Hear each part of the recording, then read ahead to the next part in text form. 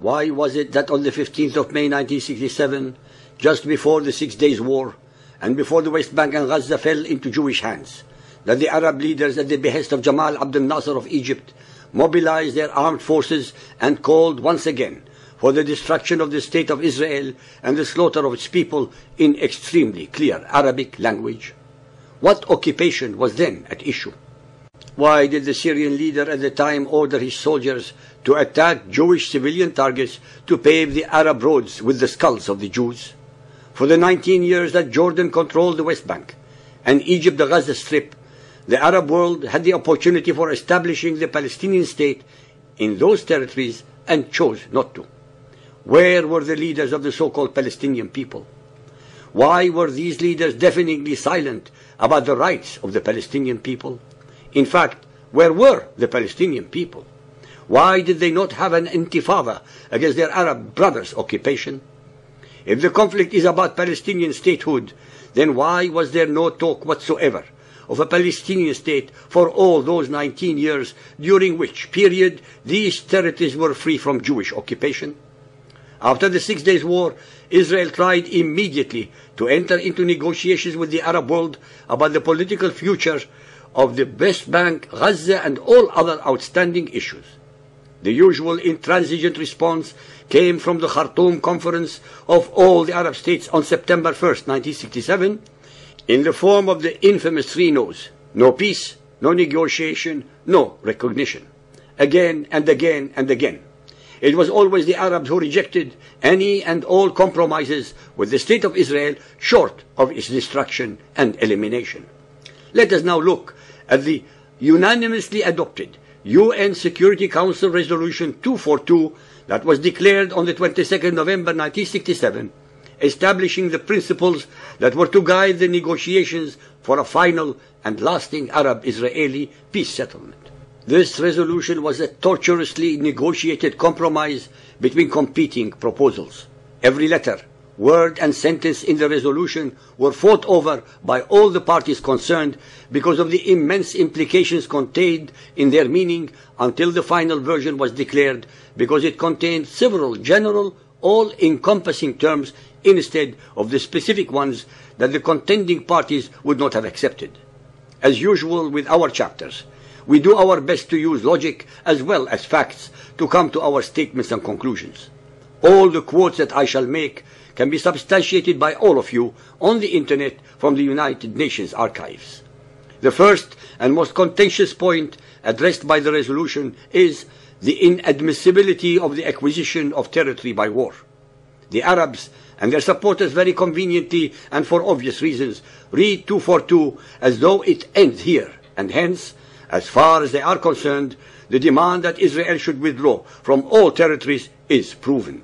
Well, ladies and gentlemen, nothing could be further from the truth.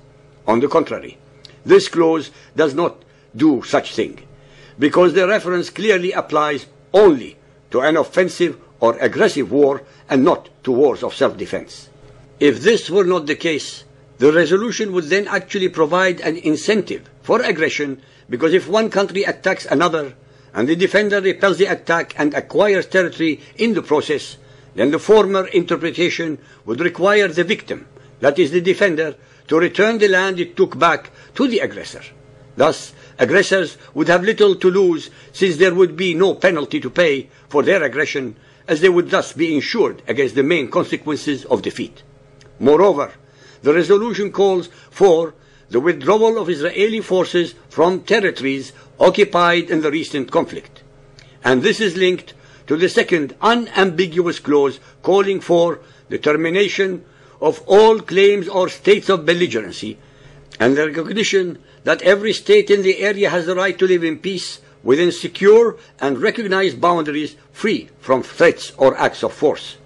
The resolution does not make Israeli withdrawal a prerequisite for Arab action. On the contrary, they are linked to work together to achieve a peace settlement. Nor does the resolution specify how much territory Israel is required to give up, since the Security Council language deliberately omitted the use of the term all the territories occupied during the 6 Days War. The U.S. ambassador to the United Nations at the time of formatting Resolution 242 was Arthur Goldberg, who explained the notable omissions, which were not accidental, in regard to withdrawal are the words "the" or "all" and the June 5, 1967 lines. The resolution speaks of withdrawal from occupied territories without defining the extent of withdrawal. Furthermore, and even more important, is the fact that for Israel to withdraw, there had to be a peace settlement in the first place, since the ultimate goal of Resolution 242, as expressed in paragraph 3, is the achievement of a peaceful and accepted settlement. The Arabs demanded that Israel should abide by the UN resolutions, while their Khartoum declarations of no peace, no negotiation, no recognition were still in operation. Once again, I would like to point out to you some obvious points that most people miss while reading the hundreds of pages regarding the issues above. In the whole of Resolution 242, there is no mention of an entity called Palestine. There is also no mention of a Palestinian people. There is no mention of Palestinian refugees. There is no mention of Arab refugees. Nowhere does it require that Palestinians be given political rights or territory. In fact, the resolution used the generic term refugees as a deliberate acknowledgement that two refugee problems were the product of Arab aggression against Israel from 1948 onwards, one Arab and the other Jewish. After the 1973 war, when Egypt's Anwar Sadat made peace with Israel, Israel withdrew from every occupied inch of the Sinai. Thus, at a stroke, Israel withdrew from 91% of all territories under the 242 resolution. As usual with Arabs and Mohammedan Islam, for making peace with Israel, al-Sadat was assassinated. And again, once more, when in 2000, at Camp David, Yasser Arafat rejected without making a counter-offer at all Israel's proposal of 95% of the West Bank and Gaza, as well as land compensation for the remaining 5%, his intransigence was wholly consistent with Arab rejection of any Jewish presence at all in the Middle East. If the Arab-Israeli conflict is about a Palestinian state, then there has always been an obvious solution of two states living in peace side by side.